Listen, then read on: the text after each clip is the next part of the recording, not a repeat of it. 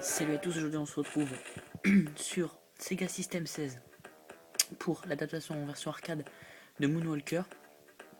Donc là je joue sur un iPad et avec une Wiimote en guise de télécommande. Donc là j'ai un peu spoilé le truc, on y reviendra plus tard. Donc le jeu est sorti en 1990, le film était sorti en 1988, donc le film est un mélange de clips et d'une espèce d'histoire invraisemblable, donc il est vraiment pas terrible, vraiment indispensable.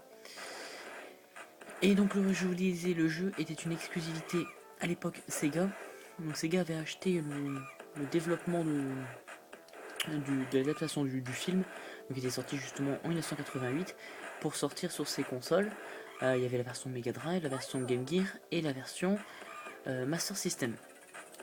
Bien sûr, la meilleure version des trois était la version Mega Drive, qui exploitait vraiment bien son chipset sonore, bon, qui était très inférieur à celui de la Super Nintendo, mais pour l'occasion c'était quand même plutôt bien fait. Et donc le jeu était c'était un jeu quelconque, quand même rien d'extraordinaire, mais il surfait sur la notoriété de Michael Jackson à l'époque, qui était vraiment au sommet de sa gloire.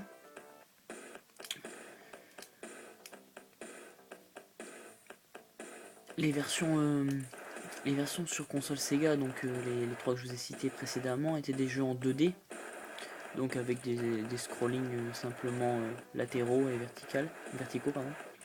Là c'est une version 3D isométrique, donc qui est un peu différente, mais finalement on retrouve les mêmes univers et aussi à peu près les mêmes niveaux qui sont vus sous différents angles et avec de l'action un peu différente, puisque le principe de la version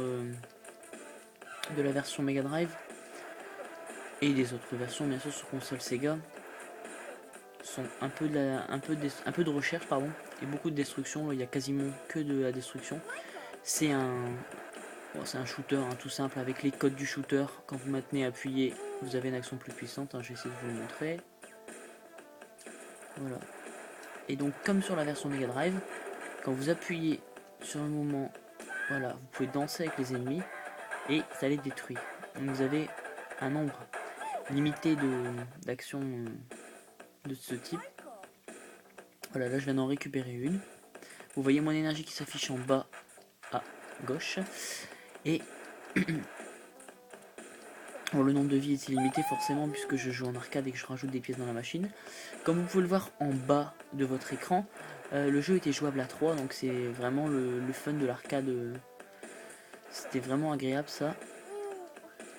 Donc le jeu est forcément un peu plus difficile que les versions Mega Drive. On retrouve les adaptations sonores qui sont de plutôt bonne qualité.